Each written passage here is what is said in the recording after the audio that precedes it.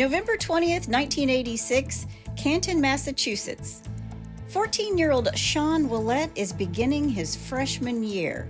His family had just recently moved to the area, and like any teenager, he was eager to fit in.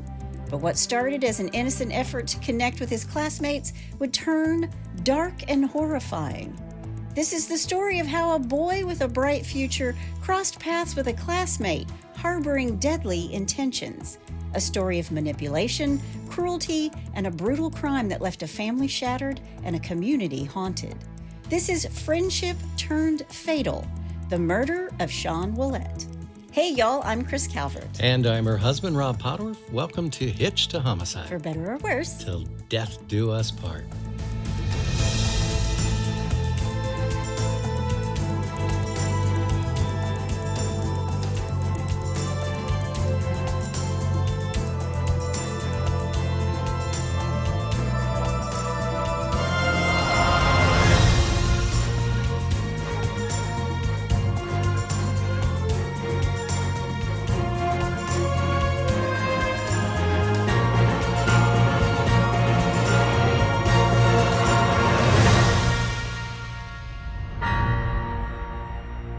Welcome back, everybody. Yes, welcome. And for our Catalan-speaking friends in Spain, France, Italy, and anywhere else, Okay.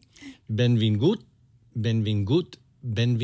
Very nice. There you go. Well, wherever you're listening, be sure to subscribe to Hitched to Homicide.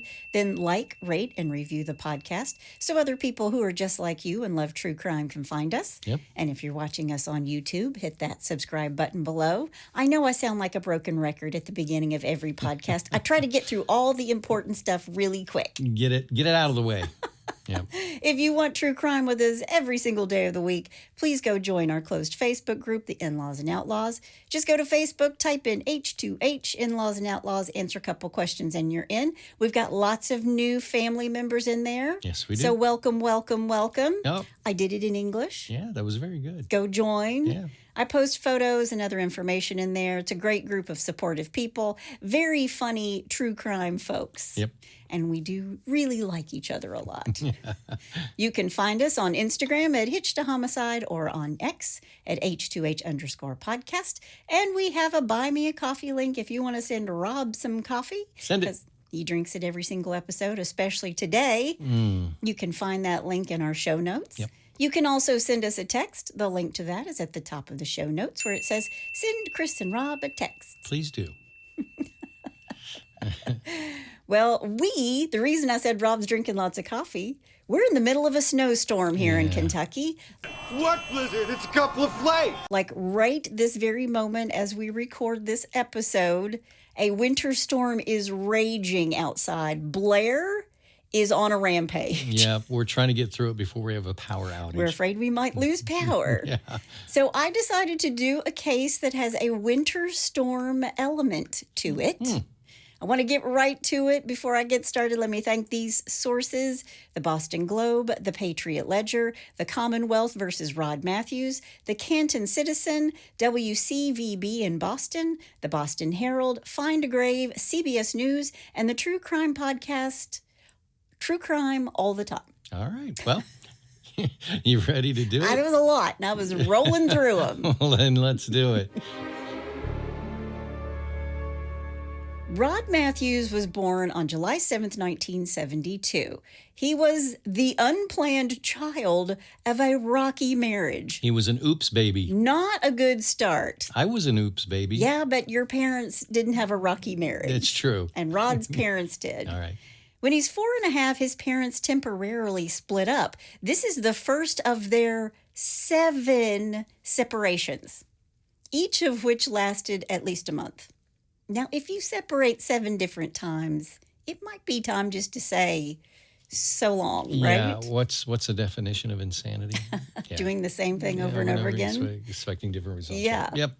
But his father owned a carpeting and flooring business in Dorchester, Massachusetts, and he would have dinner with his wife and his 3 kids in Canton and then go back to his apartment in Dorchester. So they kind of lived separate lives. Right. And later, Rod is going to say that the fact that his father was unfaithful to his mother caused tension and hostility in their home growing up. Imagine that. Go figure. How dare him? He said he didn't feel close to his family, and growing up in this environment contributed to his stunted emotional state. Does that sound like somebody who's trying to make excuses or what? Yeah. Growing up, Rod was slow in learning to talk, and his mother sent him to a speech therapist. Throughout his schooling, his verbal skills and vocabulary were below grade level, so he's just a little bit behind, and he has trouble articulating his thoughts. So whatever he's thinking in his head, he just can't explain it very well. Right. But I don't think most kids can. I think that's really hard for kids to do. It's hard for some adults to articulate what's going on in their head. Sure. But as a child, Rod hid and cried when adults tried to take his photo. I do this as well. I hate to have my photograph taken. Yeah, I'm not allowed to post any photos of my wife. That's not true. No. I just have to have approval. And every woman and girl, and especially teenage girl, knows what I'm talking about. You take a photo, let me see that before you post it. And the first thing that I learned was that when you're taking a photo of a girl or a woman, is that the camera angle has to be high. Yeah, you hold it high and look down. And look down. You never want to look up. You just give everybody a double chin. What's the point? I didn't right? know that. Yeah. There are whole courses out there on how to look good when you take pictures. Yeah. And I'm bad at all of them, so I just like to avoid it. But as Rod got into his teenage years, he wanted the attention. And Rod was a prankster. He was a class clown. And when he's in elementary school, he would do some odd things, like he got down on all fours and barked like a dog. Come on, bark like a dog for me. Bark like a dog. Sorry. He also would wander over to the window and just stare outside, like he was kind of catatonic.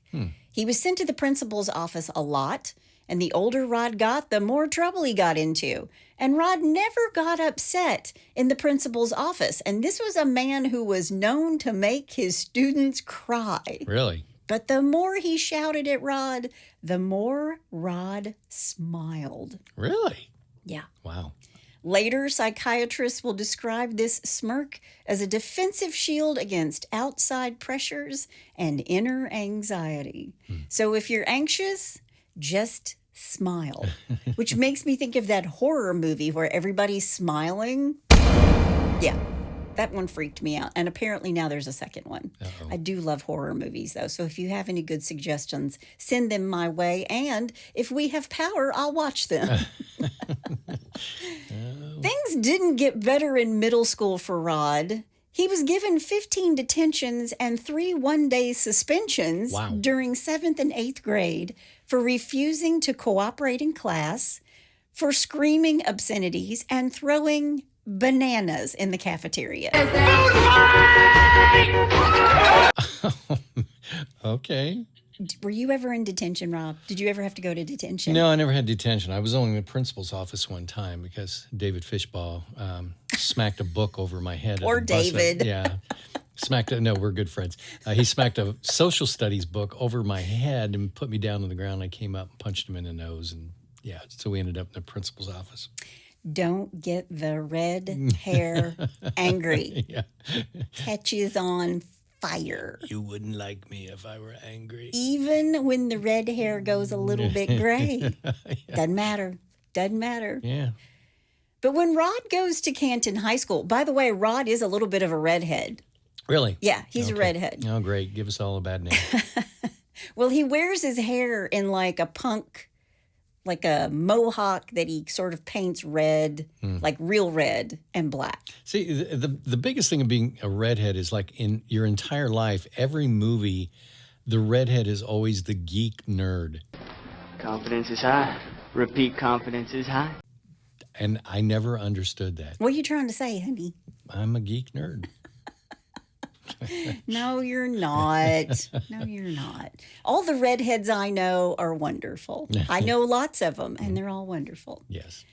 But when Rod goes to Canton High School, He wrote as a freshman that he hoped to take over his father's business someday. So even amongst all this bizarre behavior, he has this forethought to want to work for his dad, who he didn't like because he was a cheater. I don't know. I don't know. Yeah. But Rod also, I loved this. Rod liked to cook, and he would watch Julia Child on PBS and write down her recipes. You must save the liver. Delicious liverwurst, which you can spread on a cracker, a Ritz cracker, a saltine. I'm Julia Child. That's the best bit. At St. John's Church, where he was taking his Christian doctrine classes, so like his catechism classes, perhaps he's Catholic, he's suspended for misbehavior at church. If the church can't deal with If it. Jesus doesn't want you, we got trouble. We got issues here. He goes back during 9th grade, but mostly he just wrote atheistic comments in his textbook. Wow. Yeah. So this kid was just total rebel. He's really got it. He's having a rough time. Yeah. And his parents sort of acted like all of this was normal. His mom, Janice, she's like a regular picking Rod up after detention. Oh, Rod. And one night at parents' night at the middle school, before he even heads off to high school, Rod's parents asked if, should we be concerned about him? And they're told by the school administrator, quote, he's a good kid. It's just his age, end quote. Okay. They're good kids. Yeah, it's not his age. No. Because by the time he makes it to high school, his pranks are becoming more like felonies. He collected firecrackers when he would go on family trips. And I don't know if that means that, fireworks are illegal in their state. Right. In Kentucky, you have to cross over into Tennessee to get the good stuff. Sure. Yeah. And then at Tennessee, they have to cross over into Kentucky to get the good bourbon. So it's an even exchange, Yeah, right? It's a fair trade-off. And those two things go so well together, drinking and fireworks. I'm just kidding. What could possibly go wrong? Don't do it. Don't do it. Yeah. But he collected firecrackers on these family trips. But now he's turning into an out-and-out pyromaniac. He lit newspapers on fire when he's sitting at home. And he sets fires around town. Wow. Then he began to torture animals, putting firecrackers into the mouths of fish. Oh, geez. And neuropsychiatrists say that setting fires and mistreatment of animals are classic symptoms of psychosis, and if it's left to flourish, turns into more serious, violent acts. Wow. And we know this. It's all the makings of a serial killer, right? Yes, it is.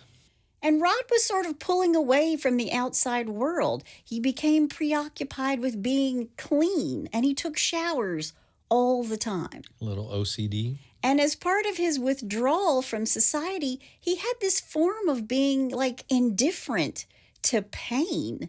He refused anesthesia for 3 fillings with his dentist. Really? Yeah. So he enjoyed pain. I don't know if he enjoyed it or he didn't feel it. I don't know. But one time a huge plant fell on his head while he was laying tile for his dad's flooring business, and he barely even noticed. And these other workers are rushing to his side. Are you okay? Are you okay? Really? And he was like, yeah, what happened? Wow. Then at the beginning of his freshman year, Rod's parents separated again. It's September of 1986. And for the first time, his mom and dad come to him and say, we're breaking up. After 7 times being separated. And according to his parents, he took the news well and that, quote, nothing seemed to bother him, end quote. Well, if he's getting fillings with no anesthesia, with no Novocaine, nothing's bothering him. Yeah, an announcement from your parents are getting a divorce, that's nothing. Yeah. Here, hold my beer. Yeah.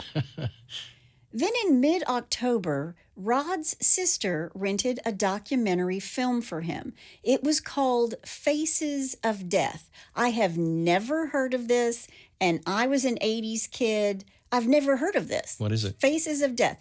It showed death by torture, accident, and war. It's torture and execution of humans and animals. Oh. And according to one psychiatrist, it inspired Rod to, quote, see what it was like to kill someone, end quote. Wow.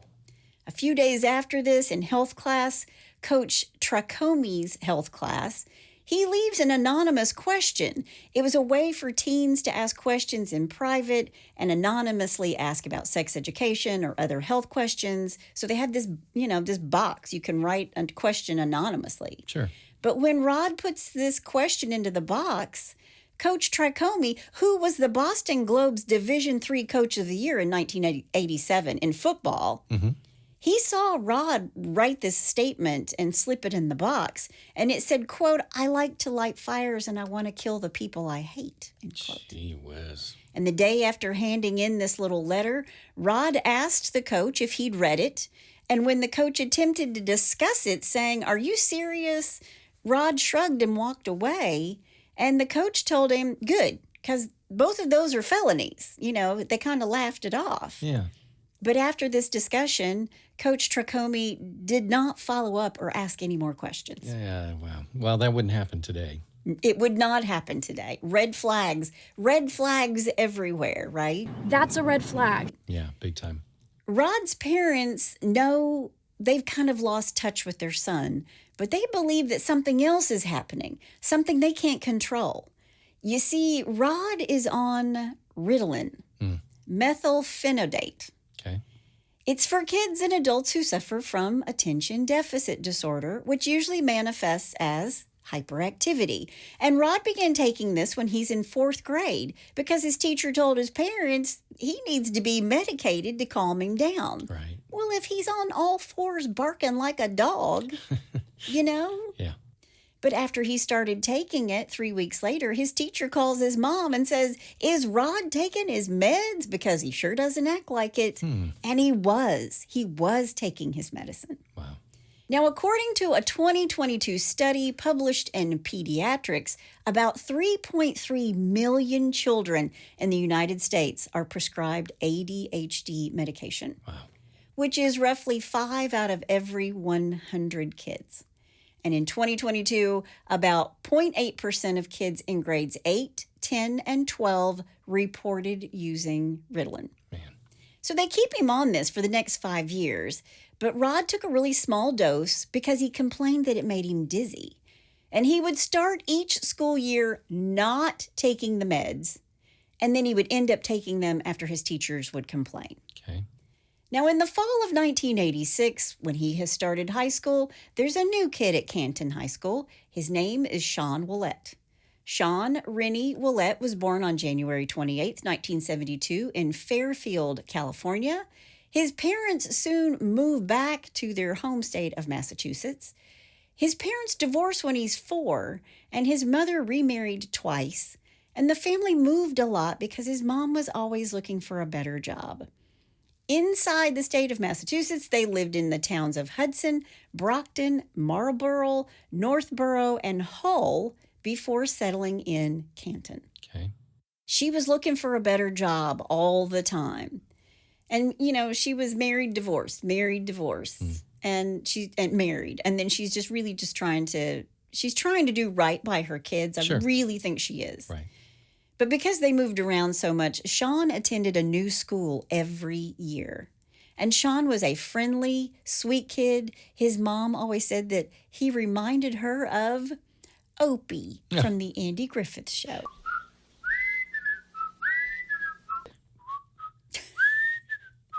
Somebody else looked like Opie growing up. Who was that? You. I'm going to show pictures of that. I had longer hair, though. Not when you were little. That's true. Maybe you did have a little bit longer hair when you were, it was the 70s and not the 50s and 60s. When was Mayberry RFD on? The Andy Griffith Show, sorry. Into the 50s, into the 60s. Yeah. So, you were a little kid in the 70s. Yeah. So you had 70s hair. And then you really had 70s hair. And then I had 80s hair and that mullet. Yeah, baby. And I just looked like Marsha Brady my whole life. That's it. Marsha! Oh. But Shaun looks like Opie. He's got that sweet personality. He loved to eat, and he called himself the fat kid. And Rod, what I haven't told you about Rod, is that he's 5'3" and weighs 96 pounds. And Shaun is 5'10" and weighs 165 pounds. Mercy. Shaun played hockey, and he even named his German Shepherd O'Reilly after Bruins star Terry O'Reilly. Oh, really? And even though he was tall at 14, he wasn't all that interested in girls. He's really close to his younger sister, Yvonne, who has cerebral palsy, and he would wheel her every morning from their apartment in Canton across the street to the Massachusetts hospital school. He's the one who kind of took care of his sister and his sister Yvonne's wheelchair, because according to his mom, he was really handy. He was always fixing this wheelchair. Gotcha. And Shaun also enjoyed fishing, hockey, baseball, basketball, and building forts. I mean, what 14-year-old kid doesn't like to do all of those things? Yeah, like making forts. That's what we did when we were 14, yeah. Yeah. But all the moving around affected his grades, and just like Rod, Shaun was on Ritalin. And it's important to note that they were both put on Ritalin, and neither one of them was in therapy. But Shaun had fallen so far behind, he was actually in danger of failing 7th grade in the town of Hull, where he was living at the time. And he'd been suspended for dropping a stink bomb down a stairwell. Super stink ball. Have some. Then, when her mom found herself unable to provide housing for the kids, meaning they were homeless, and they had to go live with their father in Brookline, Massachusetts. But Shaun's father thinks that while he was at Brookline, that school system actually cared about Shaun's emotional well-being, and they placed him in group therapy when his counselors thought he was too immature. Oh. They also sent daily progress reports to Shaun's father. And Shaun responds really well to this. He changed his study habits. He pulled up his grades just in time for his mom to get subsidized apartment in Canton Okay. for families of handicapped persons. Okay. And she came back and got her kids, and group therapy went away. Now, when Shaun got to Galvin Middle School in Canton, he was a fish out of water all over again. Most of the students at Canton came from money, and they teased him about his weight and the fact that he had an earring. Shaun was bullied, like really bullied, not to mention they made fun of his clothes. He wasn't fashionable because his family didn't have much money. Sure. And again, his grades dropped, and again, he was earmarked as a behavior problem by his teachers. And when he entered Canton High School the very next year, Shaun was as lonely as he had ever been. The friends he did have in middle school went to vocational school instead of high school. Like they went off to learn how to be carpenters and plumbers and Right. that kind of thing instead of doing trigonometry. Right. And Shaun was having a hard time making or even finding friends. But there was one kid who was friendly, Rod Matthews. There you go. Shaun brought Rod home with him one day after school when these first two started hanging out together. But Shaun's mom, Janine, caught Rod wedging the family cat's mouth open with a toothpick. What? Yeah, he's torturing the animals. Yeah, Yeah. gosh. Then on November 17th, 1986, Shaun told his mother and his stepdad he was saving up his money to buy some firecrackers from Rod. And they actually gave him permission on one condition. You can buy these firecrackers from Rod, but don't do it on school property. Right. Go over to his house. Don't do it at school because you'll get in trouble. Sure. And speaking of trouble, Rod at this point has stopped taking his Ritalin medication cold turkey without telling anyone. Wow. You're not supposed to just stop taking that kind of medication No. cold turkey, right? Because it does affect you. Yes. I mean, I don't know. I mean, it builds up in your system and you need to titer down. You need to come off of it slowly. There are a Okay. lot of drugs that you need to come off slowly, and that is one of them. All right. But since watching that video where people are being tortured and killed, Rod wanted to know what it was like to kill someone, and he talked about it with his friends, in addition to writing that anonymous note in health class. He discussed how and who he might murder with two other boys. Robbie Peterson, and Jonathan Cash. Yes, his name is Jonathan Cash. Hey, Johnny. And he doesn't go by Johnny. Imagine that. But just like the coach, his friends, his two friends, when he talks about killing somebody, they think he's joking. You know, and think about it. How many times a day do you say things like, I'm going to kill you if you do that? I'm going to kill her. Right. Or she's trying to kill me, Right. which is what I usually say about my children. They're trying to kill me. I've said that for 30 years There now. you go. Yep. It'll never change. But at first, Rod told Jonathan and Robbie that he wanted to kill a kid named Josh Tordoff, a kid who could read faster than he did. Then it was Chris Petrescu. Rod actually invited Chris to his house, but Robbie Peterson warned Chris behind Rod's back. He said, don't go home with Rod. Yeah. So I think in the back of their head, they were like, he's not right. Right. Yep. He ain't right. Don't go over there. Yep. Finally, Rod decided that Shaun Ouillette was the kid he was going to kill. Quote, he bugged me. He called me names, end quote, which I have a hard time believing. Yeah.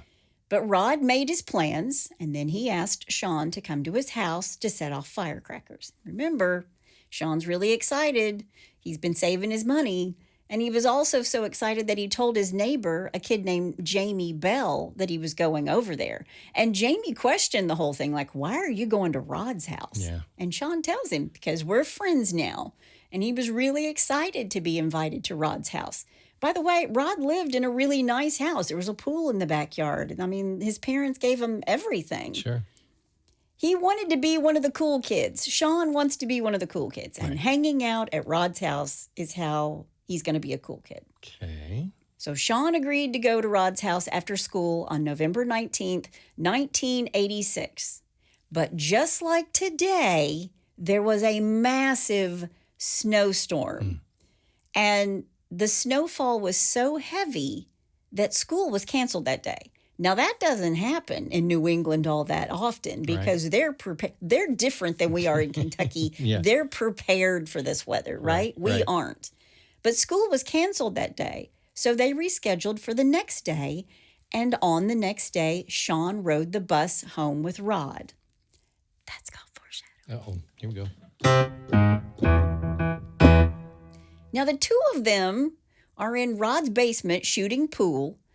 It's November 20th, 3 p.m., when Rod, who knew Shaun liked to build forts, said, we should go look for a place to build a fort. And they go to this area called the Pits before it gets dark. He's like, let's go to the Pits before it gets dark. And as they're putting on their winter coats to go out in the snow, Rod tells Shaun, hold up. And he goes to his sister's room and gets one of his sister's Louisville Slugger softball bats, saying he needed to return it to someone. Yeah. Now, Rod walked ahead of Shaun in this really deep snow. They're both wearing sneakers, but Shaun was wearing high tops. And as they get into the woods, and after about 15 minutes, Rod asks Shaun to walk in front of him. Change places with me. And he said that it was because his feet were cold and he wanted to walk in Shaun's footsteps. Okay. And then Rod said to himself, if I'm going to do it, I better do it now. So he's walking in these footsteps, so there's not two sets of footprints in the snow. Yep. And when he gets his courage up, that's when he smashed Shaun in the back of the head with the softball bat. Wow. And Shaun fell to his knees and said, quote, God help me, end quote, which broke my heart. Yeah. Now, Rod's later going to say, quote, I couldn't believe I was doing this. I felt nervous, end quote. He said he blacked out for about 20 seconds, and then he hit Shaun 3 or 4 more times until he was sure that Shaun was dead. Gee whiz. Now, in Rod's sock was a kitchen knife because his plan was to cut off Shaun's arms and legs. What? But after bludgeoning him in the head, he decided it would be too gory. So he wiped off the bat in the snow. He carried it with him to his friend Robbie Peterson's house. And when he arrives, he tells Robbie very matter-of-factly, I just killed Shaun. And Robbie didn't believe him, which I get. Yeah. He's like, no way, man. You're full of it. Yeah. Why would you?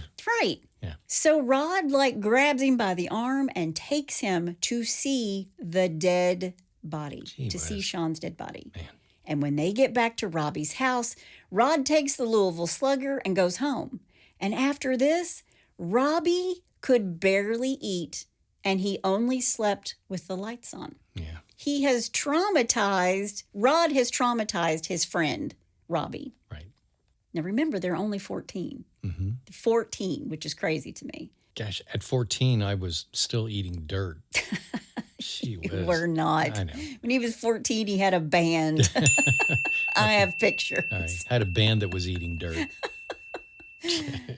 But when Shaun never came home on the 20th, his mom, Janine, was so worried, and search parties were formed, including state police, the Boy Scouts, employees of all these local businesses. They're out looking high and low for him. And that night, Rod called Jonathan Cash after he's left his friend Robbie. He calls Jonathan and tells him the details of the murder. And Jonathan thinks he's full of crap. Right. Even when Robbie says, no, dude, it's true.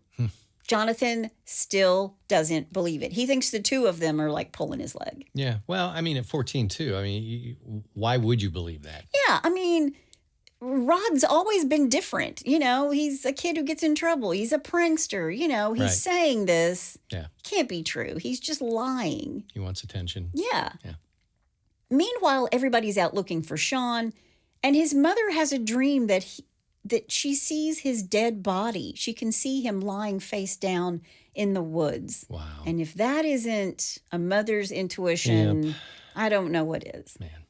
And Rod is desperate. He's desperate for his buddies, especially Jonathan, to believe that he killed Shaun. And the only way for Rod to convince him was to go back to the body again. And 6 days after Shaun is murdered, the three of them, Rod, Robbie, and Jonathan, walked to the area known as the pits. And Jonathan stopped 10 feet away from the body because he recognized the red shirt and the green field jacket that Shaun always wore.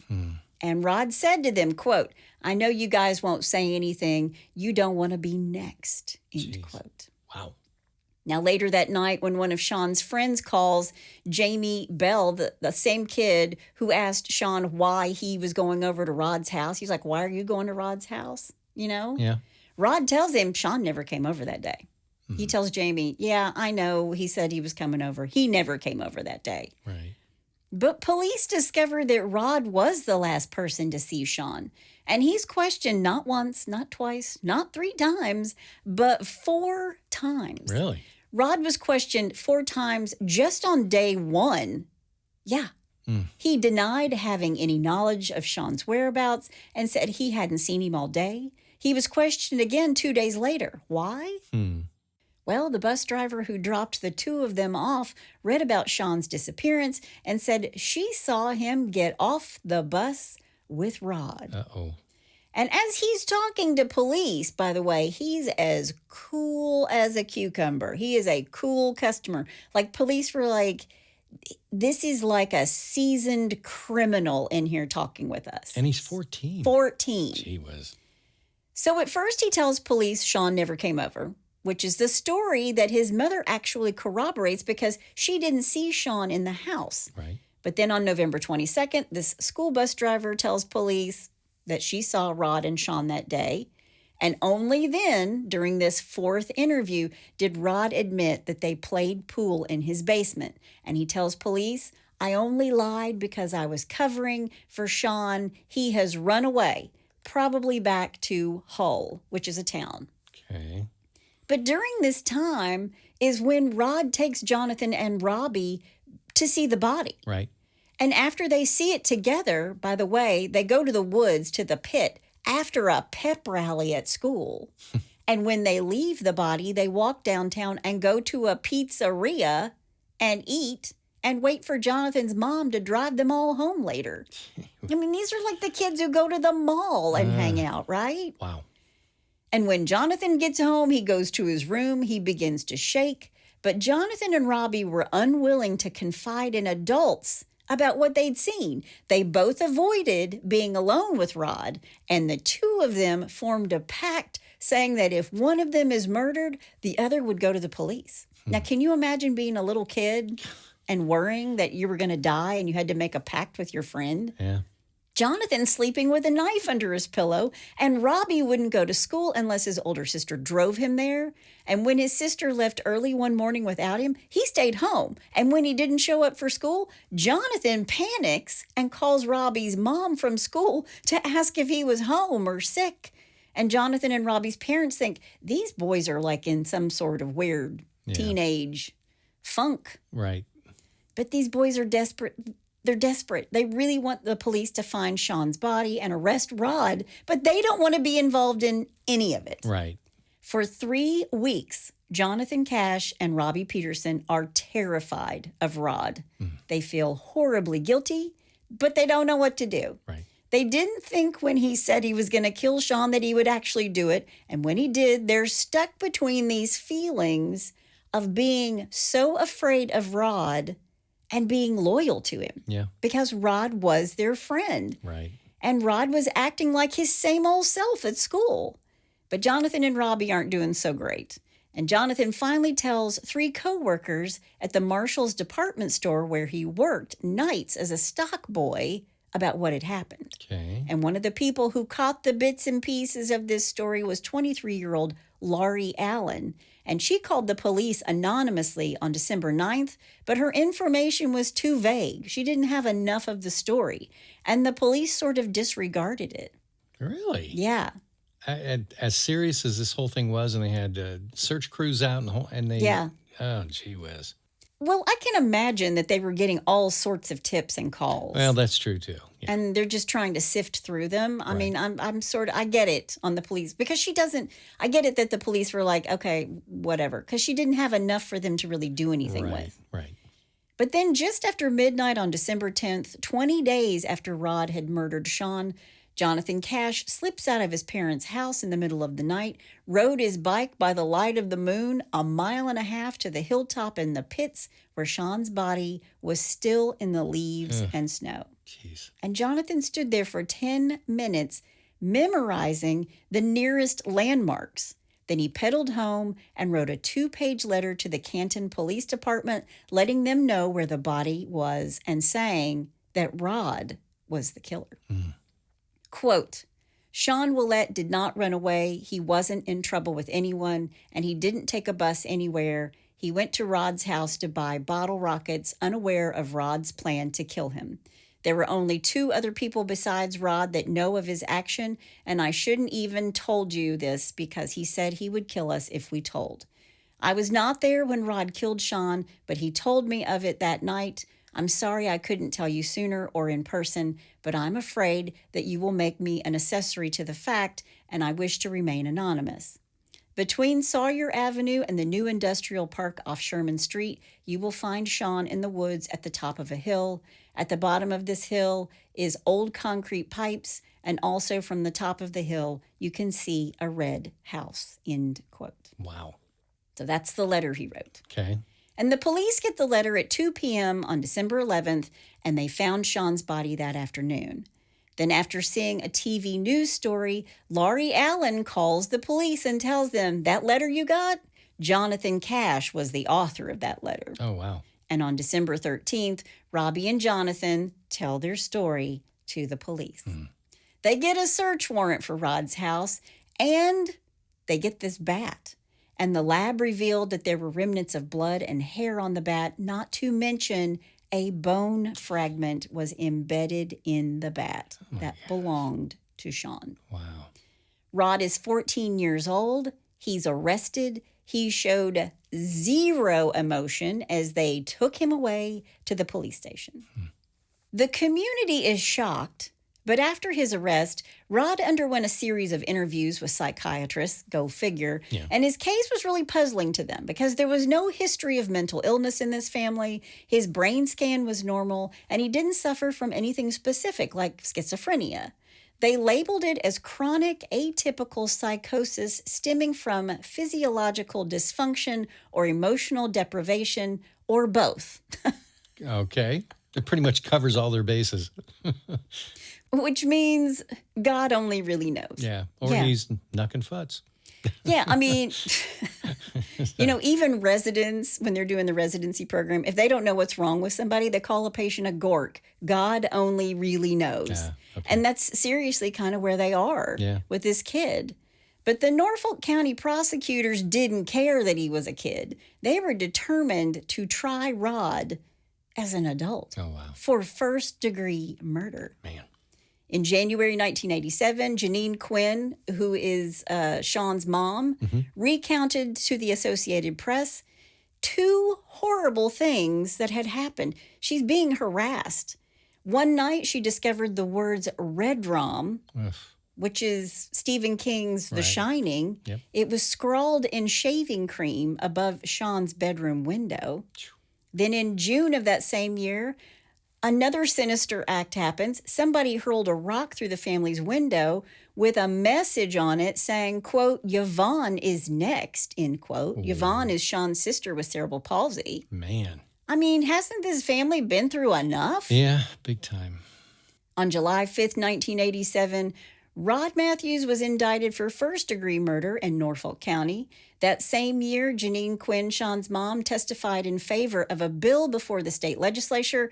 She proposed that the law aim to give judges the authority to sentence youths age 14 to 17 as adults for crimes such as murder or vehicular homicide and manslaughter was a really good idea. So, Rod's attorney, John White, petitioned the court to either dismiss the indictment or transfer the case back to juvenile court. He also informed the judge of his intention to present an insanity defense at trial. And Rod actually made legal history when he became the youngest person ever in the United States to plead guilty by reason of insanity. Oh, really? Well, back then, yeah. I don't know if anybody's done it since, but Yeah. for the record, yeah. Okay. On October 13th, 1987, the judge announced that he would take the motion to dismiss the murder charge under advisement. The defense argued that Rod had been diagnosed with atypical psychosis and that his mental illness severely impaired his judgment and behavior at the time of the murder. He just didn't know what he was doing. Now, there are all kinds of theories out there. In December of 1987, Dennis Clark, president of the Citizens Commission on Human Rights International, told the United Press International, the UPI, that withdrawal from Ritalin could have devastating effects on a child. And using Rod's case as an example, he described it as a textbook case of psychosis induced by Ritalin and exacerbated by withdrawal. He noted that Rod was just 7 days into withdrawal when the tragic events unfolded. Okay. So apparently Rod was reportedly exhibiting classic symptoms of amphetamine-induced delusions, including intoxication, delirium, and a delusional disorder. And withdrawing from such drugs isn't something that can be done cold turkey without serious repercussions. Right. Now, this claim is particularly striking because it essentially attributes the murder to the drug, to Ritalin, and the psychological turmoil caused by his abrupt withdrawal from the drug. So going cold turkey. Right. That's why he murdered a child. Okay. Whatever. Now, when testimony began on March 2nd, 1987, the prosecution contended that Rod Matthews meticulously planned the murder for nearly a month and even compiled a list of potential victims. Don't forget, he told his friends there were 2 other guys he'd planned on killing first. Right. Yeah. And the Norfolk County Assistant DA, Peter Casey, stated that Rod was deliberate in his planning and executed it with precision. It was premeditated. This wasn't a moment of rage or spontaneous altercation that got out of hand. It was very calculated, and the detailed planning and the methodical execution and even the victim shortlist painted a chilling picture of a crime that was, quote, anything but impulsive. Exactly. Now, the defense portrayed Rod Matthews as a mentally ill teenager from a deeply troubled home, saying that he was suffering from a severe mental disorder that was further aggravated by the Ritalin. And they pointed to Rod's long history of bizarre and erratic behavior, barking like a dog, that whole kind of thing. Right. Yeah. Right.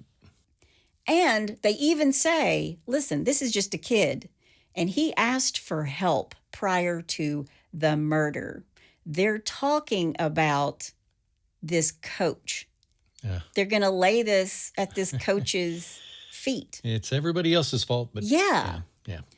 Now, Rod's friends, Jonathan Cash and Robbie Peterson, they both testified that Rod began talking about killing someone around Halloween. And over the following weeks, Rod meticulously devised this plan. He was going to lure his victim to a wooded area and then bludgeon them with a baseball bat. And that's exactly what happened. I mean, he told them, this is what's going to happen. And that is what happened. Right. And according to Robbie Peterson, Rod even discussed a gruesome follow-up cutting off the victim's legs and discarding them.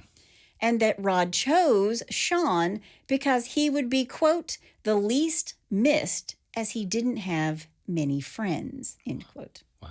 Jonathan Cash revealed that in the month leading up to the murder, he, Rod, and Robbie had at least 5 discussions about which classmate would make the ideal victim. Wow. Yeah. And both of these kids thought that Rod was really fixated on this idea, but they still didn't think he was serious about doing it. Because even though he was saying, I'm going to lure this victim into the woods, I'm going to beat him with a baseball bat, and this is how I'm going to dispose of the body, right? Mm-hmm. He was also saying things like, maybe I'll take a classmate to the back of this mall and I will mace them and then stab them to death. True. But honestly, this case was less about the testimony of these boys who knew him and more about the dueling doctors that took the stand.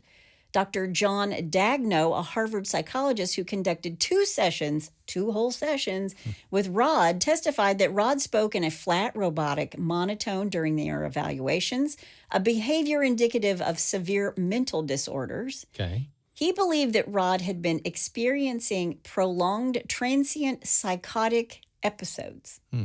Because during their sessions, Rod admitted that he had become consumed by this obsession with killing somebody. And he also diagnosed him with several psychological disorders, noting his inability to conform to social norms or even feel remorse. Okay. He also highlighted Rod's habit of smiling inappropriately during serious moments as a potential sign of schizophrenia. So one doctor has said he's not schizophrenic. Now this one is like, well, he's smiling at these inappropriate times because that is a sign of schizophrenia. Okay. Then the jury was presented with a letter Rod had written to his health teacher just a month before the murder, which said, quote, my problem is that I like to do crazy things. I like to light fires. Lately, I want to kill people. I hate and I want to light houses on fire. What should I do? End quote. And this letter, according to the defense, was evidence that Rod was trying to find help. He was seeking help before the crime. But yet, don't forget, the coach actually asked him, said, are you serious about this? Yeah. And he's like, no, he just shrugs it off. Right. No. And he goes, and the coach says, good, because these are both felonies, right? Right. Now, defense attorney John White also claimed that this coach, Frank Tricomi, was aware of this disturbing letter that Rod wrote, but chose to ignore it. And the coach testified that he didn't act on the letter because he wasn't certain that Rod was serious, because Rod shrugged and walked away. Sure. And he admitted that he never told the school about this letter until after Rod's arrest. I think this guy is just trying to really, he was doing his best. Right. He's around 14 and 15-year-old kids. And it's not like he doesn't know boys. Right. He's a coach. He's the football coach for the high school football team. Sure. So he's reading Rod and thinking he's reading what he's saying and his body language. You're joking, right? Yeah, and this is a totally different era. I mean, this is pre, school shootings and all this stuff. So, yeah, why would you think? Yeah. Today, huge red flag. Oh, gosh, yeah. At the time, he's like, this kid Yeah. is just whatever. He's the class clown. He's a prankster, whatever. He's looking for attention. Yeah, you're looking for it to move along, go to class kind of Right, thing, right? Right. Rod's mom testified that his behavioral issues had long been a source of frustration for their family, and she told the court that in the fall of 1986 that Rod exhibited signs of an unhealthy fascination with fire. Yeah, because he's lighting newspapers on fire in your house. Yeah.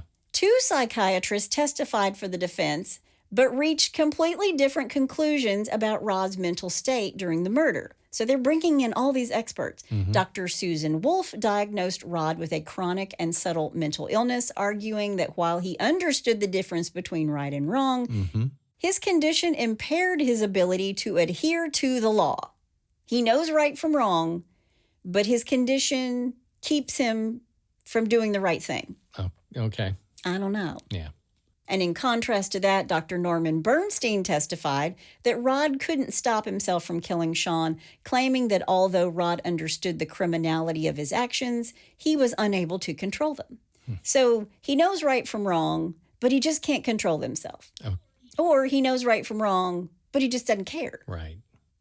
A court-appointed psychiatrist, Dr. Marcel Kinsborn, concluded that Rod suffered from conduct disorder, but did not show signs of psychosis, meaning he's just a bad kid. Right. Dr. Kinsborn testified that standard doses of Ritalin would not cause violent behavior, but he did concede that the drug might not completely prevent volatility.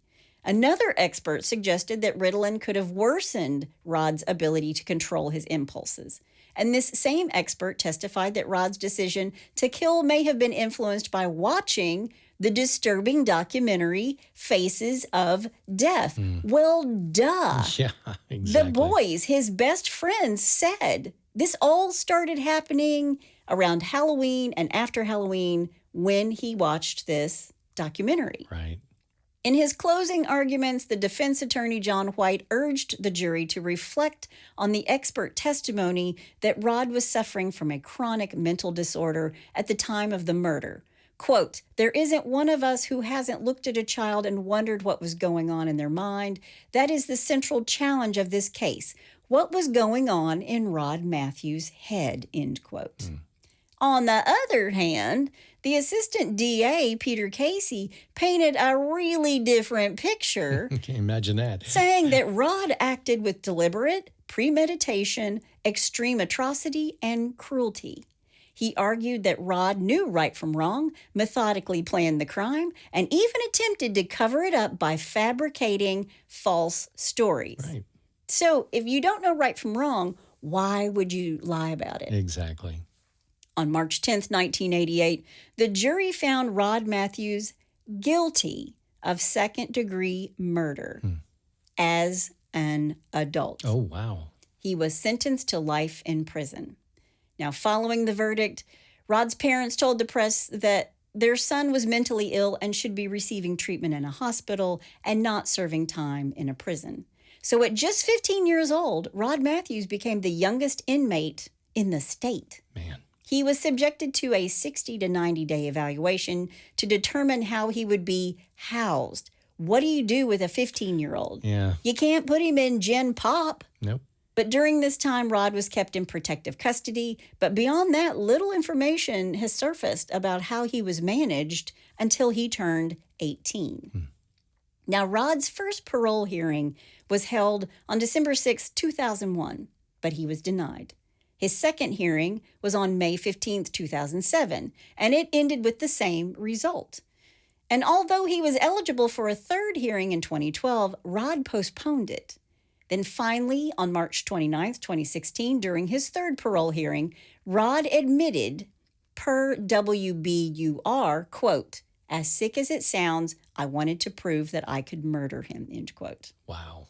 Now, Shaun's mother, Janine Quinn, has consistently spoken out against Rod's parole, citing concerns for the community's safety.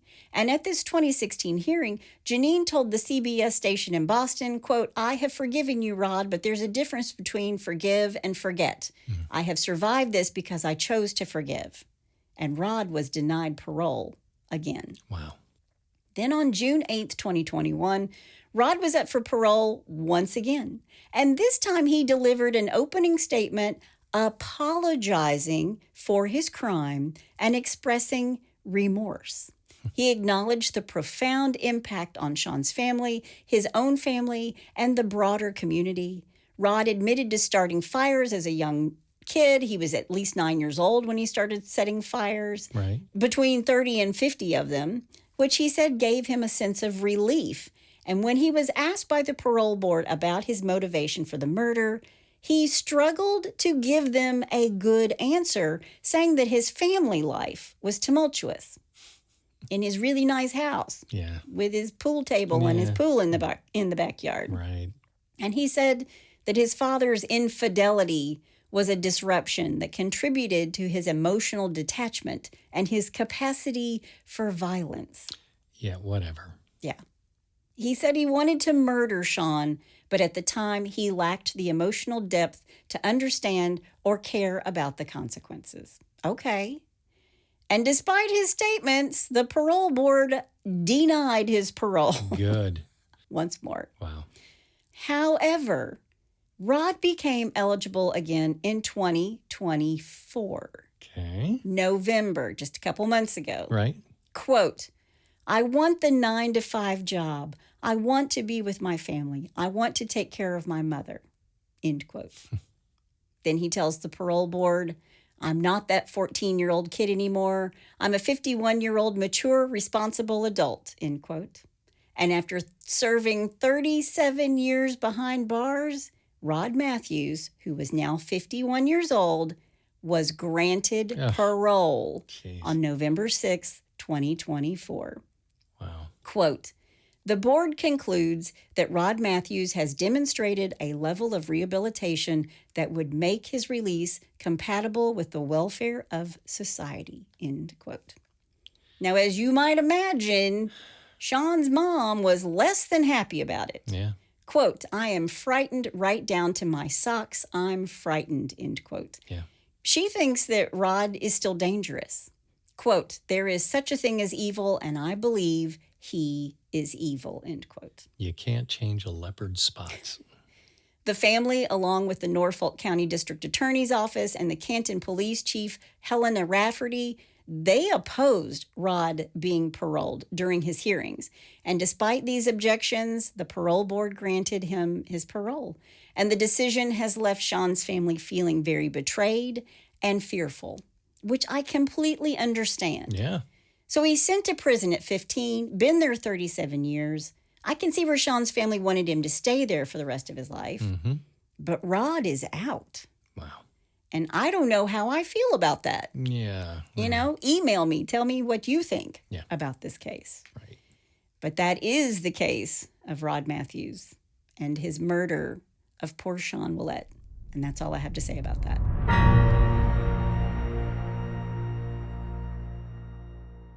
You know, it's a difficult case. I mean, yeah, he was a 14-year-old kid, but he murdered another kid in cold blood, and he knew what he was doing. And it was completely premeditated. Yeah. So And his only excuse, even when he's older in life, is that, you know, his home life was bad. Yeah.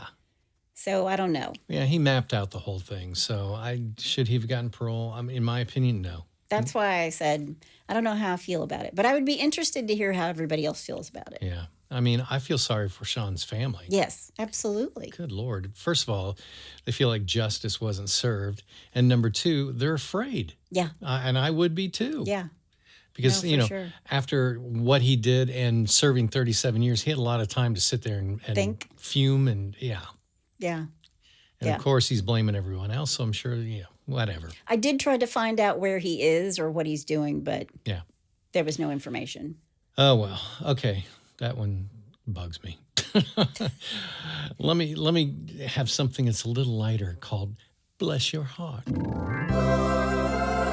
Well, bless your heart. All right, number one, I'm calling I'm a Turtle. I'm a Turtle. Yep.